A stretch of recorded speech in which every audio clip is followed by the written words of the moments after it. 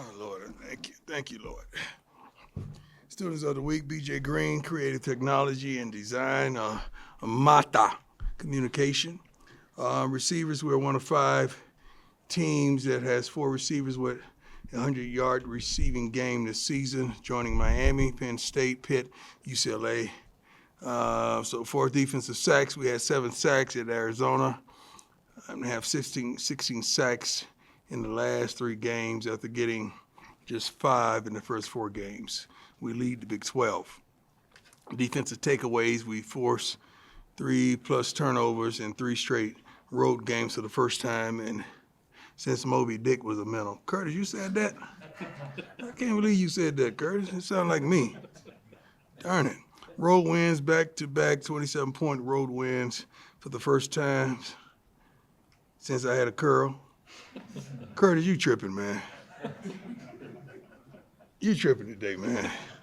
This is the first time we won 3 straight games on the road since Shadrach, Meshach, and Abednego was spotted.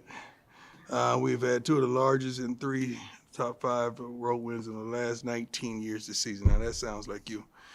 All right. This campus is unbelievable. A few of us walk around it every day, and I was just talking about how beautiful it is, and I never see them cut the grass. But the grass is always manicured. So I'm wondering, do they do that? Like, when do they do that? I'm serious. So as we were talking about that, a guy stops on his cart in front of us, gets off, shakes my hand, and he's the guy that does the grounds. As I was just saying that. So hats off to him. God bless you. I think we have one of the best landscapes and just department that takes care of our grounds, because these grounds are impeccable, and I walk daily around this campus, and it is beautiful, and I never see one blade of grass out of just out. And I see like several lakes that I need to do a deal with a bass company so I could put some bass in the lake so I could fish, do on campus, but it's flat out beautiful. I just wanted to share that moment. All right, let's get going. Hey, Coach. How you doing? Good. How are you?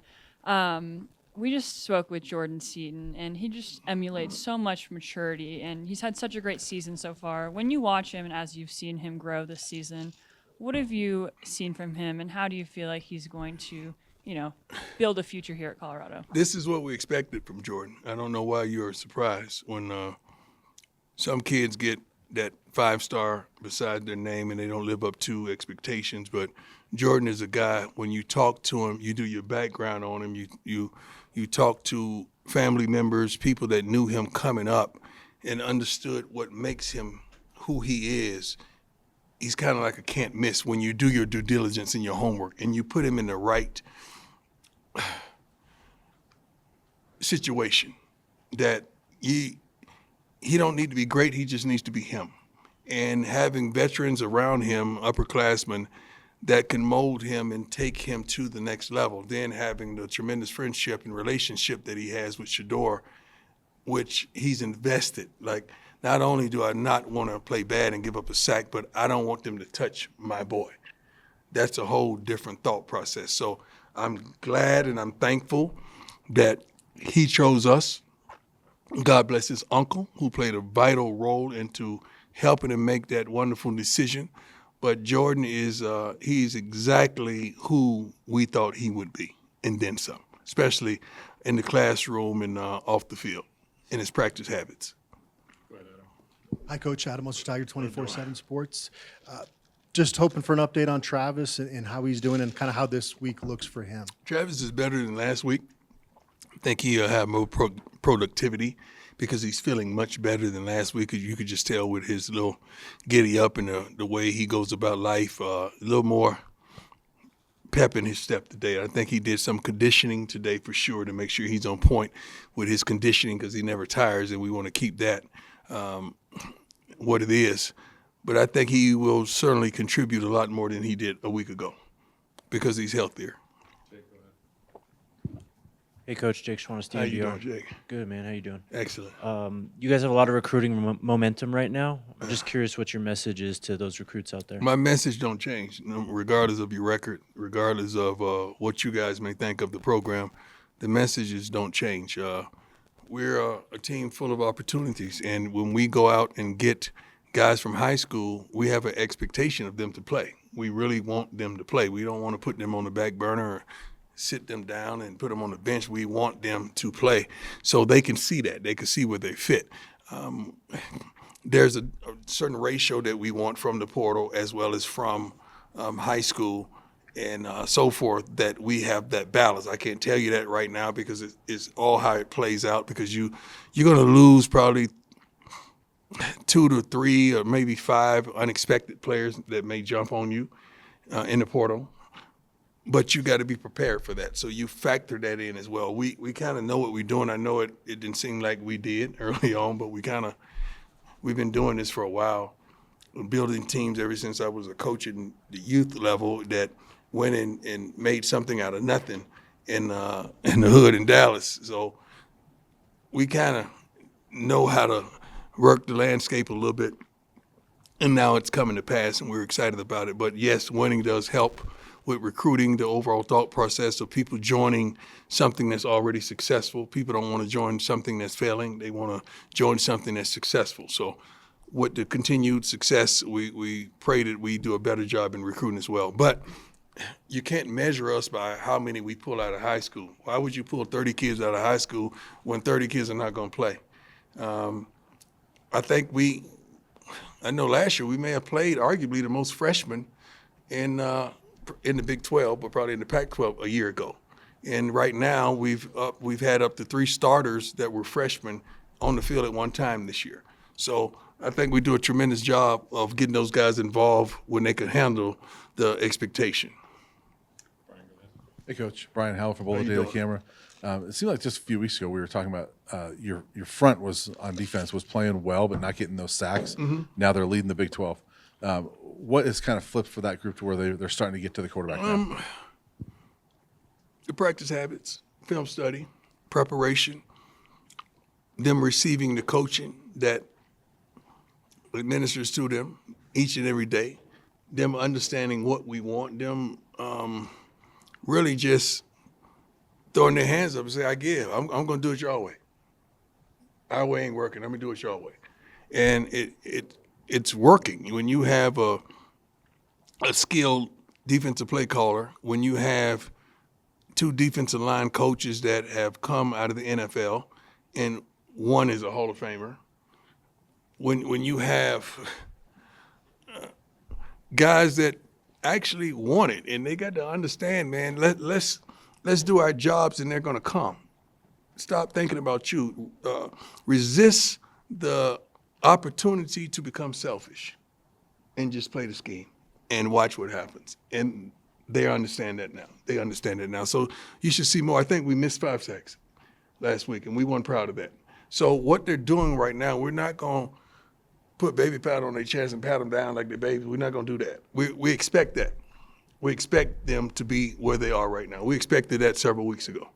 They just now meeting the expectation that we have for them.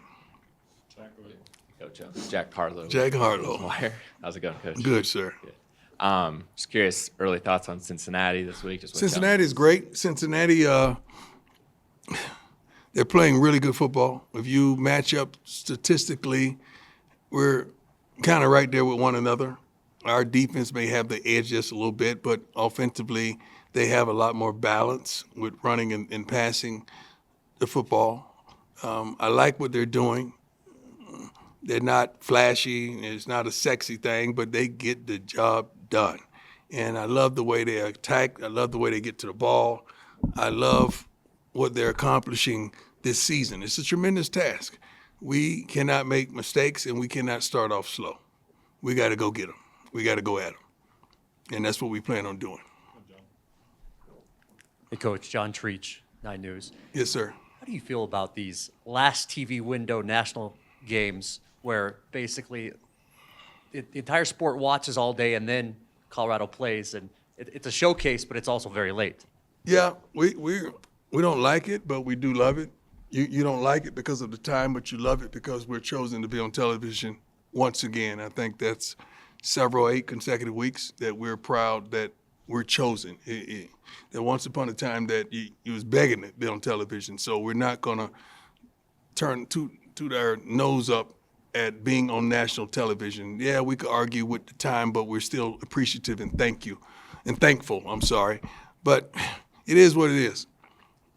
I mean, you got to change the schedule. You got to prepare the kids because we practice in the morning. So now we got to do body adjustments, time adjustments, sleep adjustments for our young men so that they could start off fairly quickly. We hadn't started off quick in the night games because of that flips our whole schedule. We fared better in day games because that's who we are. But we plan on making adjustments this week to make sure we get the proper sleep, the proper rest, and we're ready and prepared for kickoff, regardless of whatever time it is. Hey, Coach. Pat Graham, How you Associated doing? Press.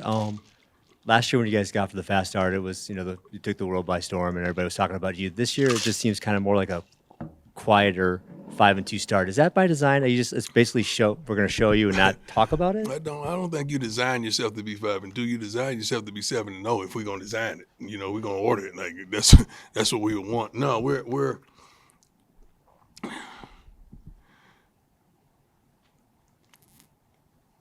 we've earned where we are.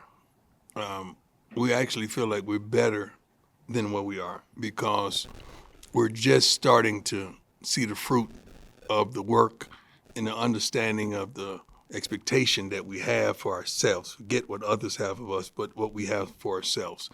And, not that I'm looking back, but dropping the last one at home was tremendous. We could be in a much better place. But we control our own destiny, and we like that.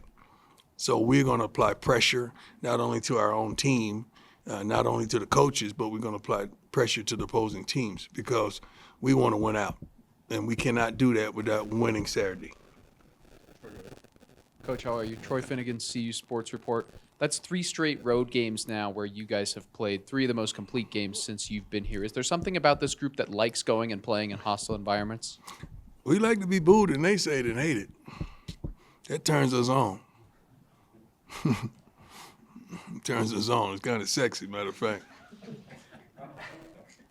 That's how I felt when I played. I mean, I love to be on the road and get booed and they say it and hated on it.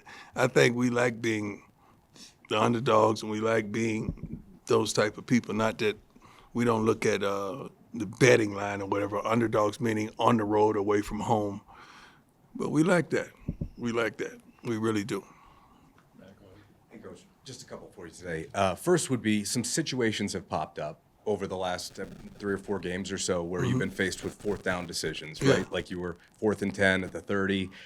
Can you kind of take us kind of behind the scenes of what your thought process is on some of those? Because some of them go against what analytics would say. Who is the guy named Analytics? His statistics I never and met math. him. I never seen him. I don't know what he looked like. Is he a winner? Is he wealthy? Is he broke? Who is he? I don't know what he looks like. It's you got to know your team. Forget analytics, man. You got to know your team and what they're capable of. Sometimes it's just self-explanatory. I wasn't a math major in college, but I was pretty smart. But I'm not going to sit there and do mathematics on the sideline. So when you see a flag on our sideline, that means we get the ball right there, Monica kick it from there. That's what that means to me. I ain't got time to be adding 40 plus 7 plus 10. I ain't got time for that, man. I ain't got time. So when we get to that, if we hadn't gotten to that flag, we probably going to go for it because punting, what does that do? Give you an extra 15 yards? That's stupid. Give you an extra 20 yards, that don't make sense. So, especially with the quarterback we have and the offense of skill set that we have, sometimes we go for it. Sometimes, no, I don't like the momentum. I don't like the feel. I don't like the conversation I just heard. I don't like it. Let's get out of it. Let's punt the ball. And sometimes we may have a call coming in that I see we had a call last week. It was a 0 coverage and let's see how strong safety on their best receiver. Time. See, you guys don't hear all that and see all that stuff. Like, hey, time out. I don't like that. I know what's about to happen right here. And, so it's a feeling and it's on me. When we succeed, I like everyone else get the credit for it. But when we fail, I don't mind taking it because it's on me. The other one I had for you today is you went out this offseason and hired, some new members of your coaching staff, but several of them had not technically had that job title before. Who is that? Robert Livingston, his He was first a time pro. defensive He coordinator. was a pro. I think I think his pay grade, what he brought to the table, was above that job title. That's true. But I Right. guess my point was just from an experience standpoint of having From done it experience before. of being a pro football coach in the NFL and a college coordinator, a pro football coach and a college coordinator, not only a pro football coach, a defensive back coach of the NFL.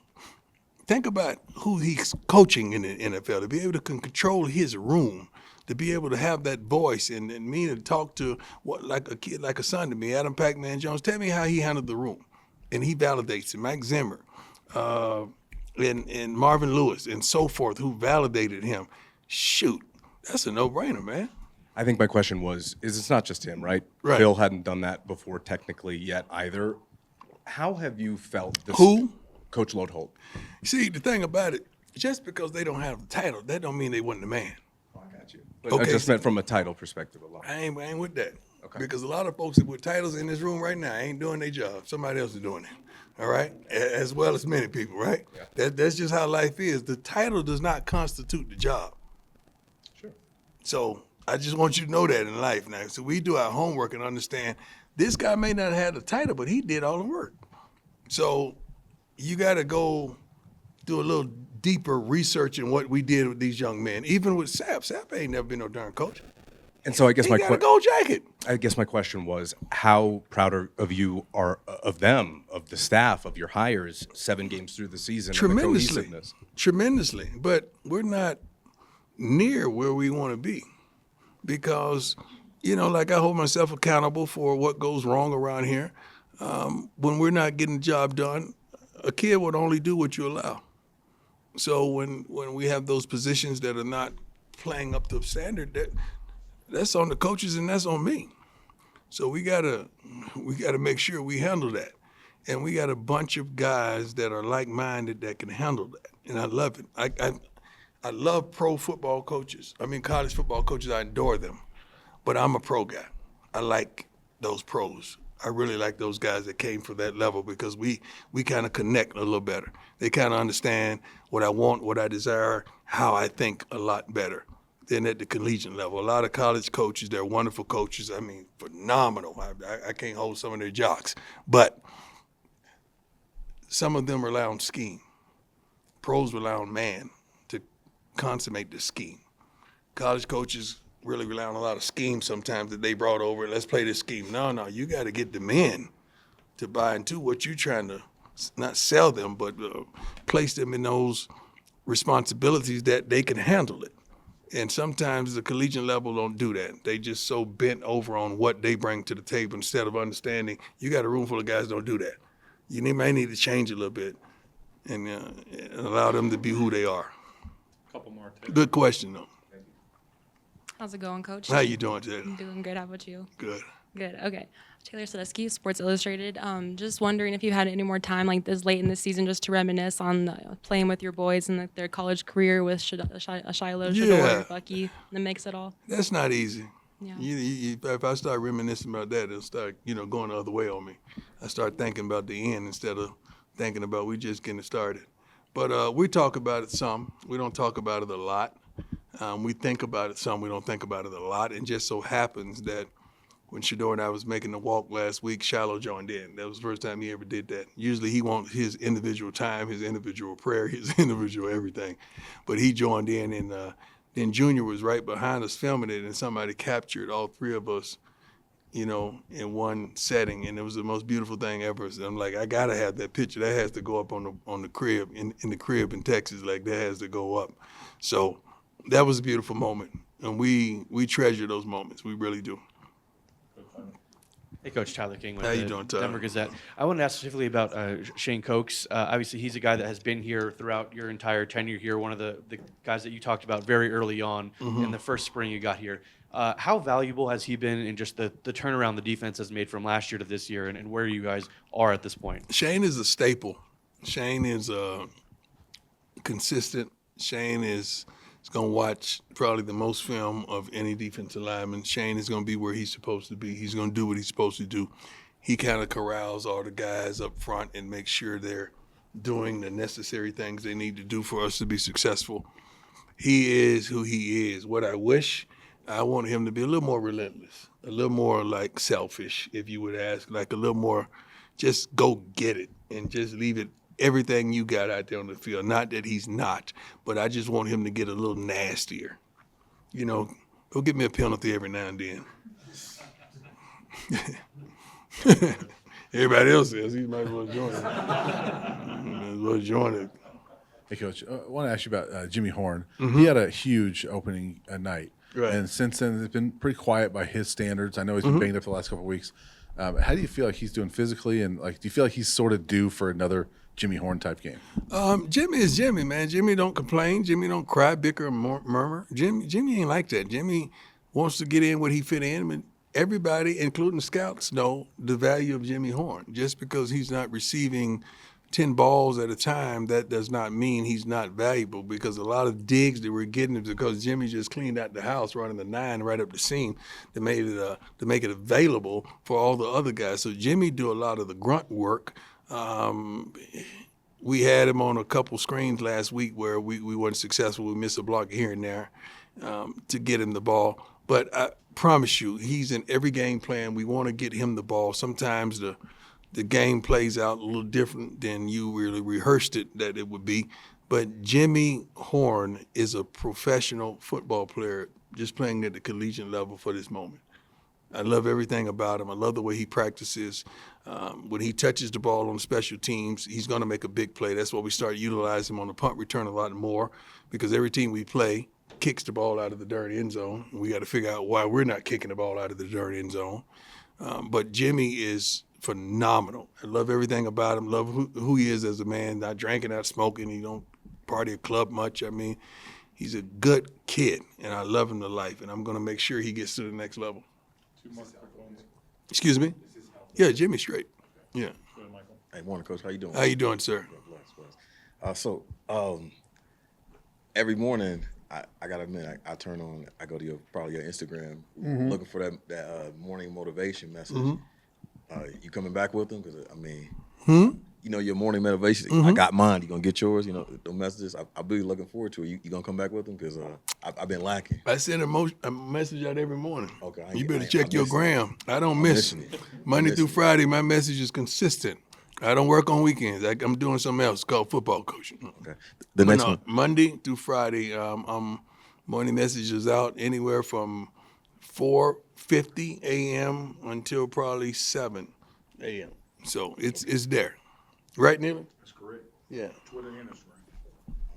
Yeah. Who you got for the World Series? I don't care about no World Series. At all. God ain't forget you. The real question is, did you forget him when you wake up, when you turn on the lights, when you run the water, when you reach in the refrigerator, when you get in your car, and before you get to wherever you're going? Do you say, Lord, I thank you? Don't forget who's responsible. How can you miss that one? There you go. Yeah, that one. I think 27,000 other people got it, my brother. Last one, Scott. Go ahead. Hey, Coach. Scott Proctor. How you doing, my man? DNVR, how you doing? Good. I'm doing well. Each of the top 4 running backs, I believe, have gotten a chance to start, and I think you said that that's by design. You think that's only fair. Yes. Is that something you expect to continue to happen, Well, or is that a situation? you won't want them to jump out Right. and stand shoulders above the others. We're going to go back with the big fella again this week. The one who started last week too. I called him 2-3. Give me the name. You know how I am. I forget everybody. I can't remember Neely's name right there. Right, Neely? Yes, sir. Yeah, I can't remember. Yeah, my Naples franchise player. He hits it. He's physical. He runs downhill. He's not second guessing, trying to bounce to the outside. And at times we need that. There's different schemes and different approaches for different teams. This team we're going to need, because they 3-man front. They may drop 8 on us, to stop the pass game. We're going to need to gash him. And the big fella, he does not hesitate. He's downhill and he's going, and he wants it. I mean, he wants it like all the rest of them. But one has an ankle, one has a hamstring, and Charlie is Charlie, Old Faithful. Like the little engine that could. He just putting away. He's doing his thing. So, but Gustavs, he's going to get to start again this week. Thanks, Coach. Thank you. God bless you all. Appreciate you.